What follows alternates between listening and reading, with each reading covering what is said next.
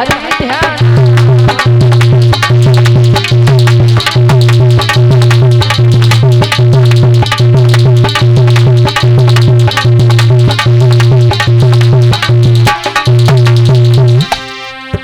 अरे परमहंस ने कथा सुनाई और वो बैठे ध्यान करी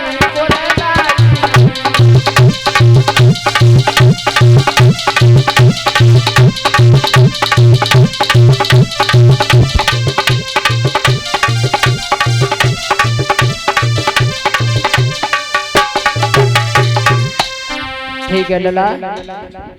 देखिए जिक्र उस समय का है और आप तो कह रहे हो कथा आज वो सुना करके जाऊंगा तुम्हें कि शायद आपने नहीं सुनी होगी है? कथा तो वैसे गई है और शास्त्री आए रहे, निरे गायक आए रहे और निरे शास्त्री कथा में पंडाल में प्रोग्राम दे रहे हैं, मगर बे कथनों कह रहे हैं। मगर कोशिश करूंगा कि शायद आपने आज तक वो कथा नहीं सुनी होगी। हो सकता है नारद के गर्भ से 12 कन्याओं का अवतार कैसे हुआ, जिक्र उस समय का है।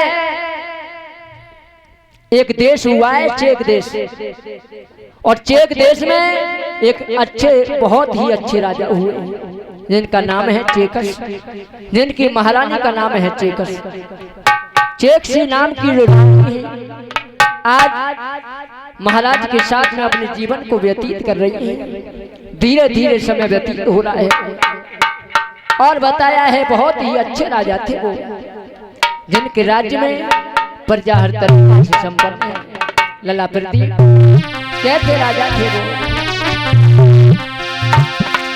आरे नीतिवान भूपाल रहे, जाति प्रजा आनंद मनावत रे।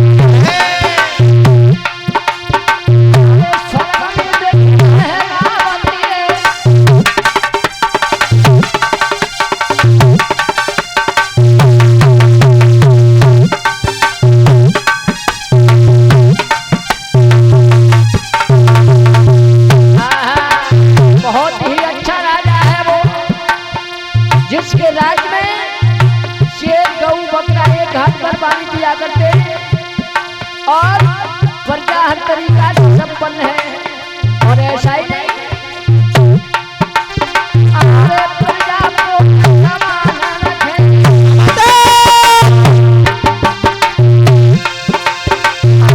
प्रजा को समान रखें।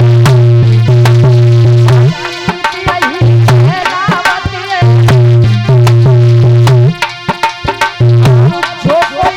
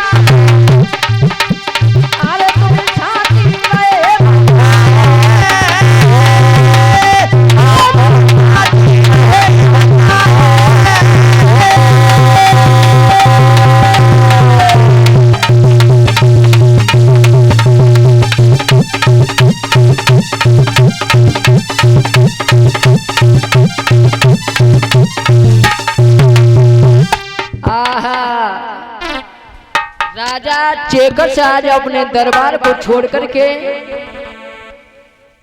और जंगल की तरफ चले एक संतान की खातिर राजा के ऊपर चौथा बनाने लगा, सर के बाल सफेद होने लगे।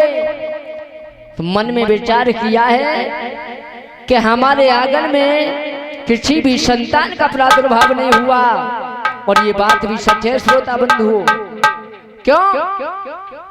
हर प्राणी अपने जीवन को लेकर के आगे जब ही बढ़ता है कि जिसके परिवार को और वंश को आगे चलाने वाला कोई हो, उसके साथ अगर कोई वंश आगे चलाए वालों ही नहीं हो तो फिर किन के लिए जीव है?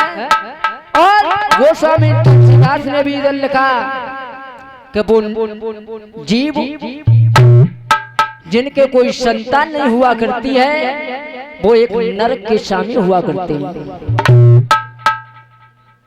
और बताया भी है क्या लला प्रदीप, आवे जो प्राणी अपने जीवन और कोटि रतन नहीं पाते,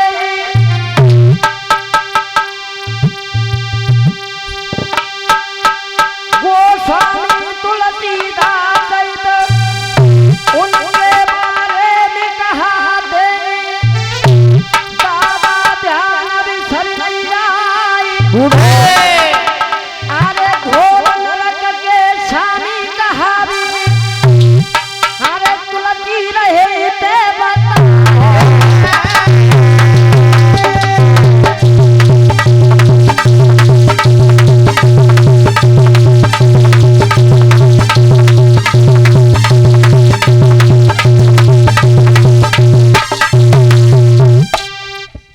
आज बताया है कि जिनके संतान हुआ करती है वो एक नरक के स्वामी हुआ करते हैं, नरक घोर नरक में जाया करते हैं। महाराज चेकस ने विचार किया है श्रोता बंधुओं कि मेरे कोई संतान नहीं है, पता नहीं मैंने पिछले जन्म में कौन सी पाप किए हैं।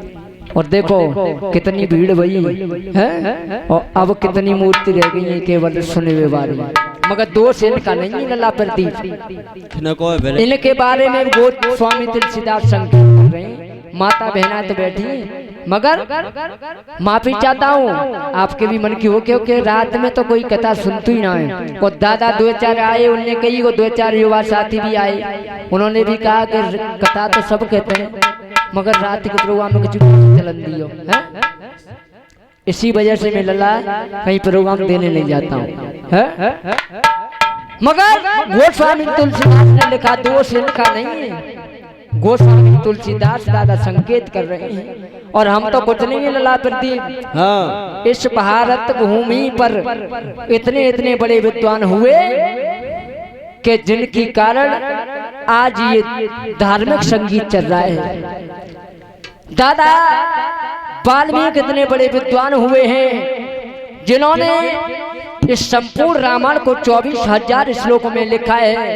और दादा व्यास इतने बड़े विद्वान हुए जिन्होंने संपूर्ण रामायण को 9,756 चौपाइयों में लिखा। और दादा व्यास इतने बड़े विद्वान हुए हैं जिन्होंने संपूर्ण महाभारत को 1,05,000 श्लोकों में लिखा। हम तो कुछ नहीं है, हम तो एक छोटे मोटे गायक हैं। शास्त्री तो बहुत बड़ी परिभाषा है, बेवकूफ हैं वो इंसान जो शास्त्री लिखते हैं।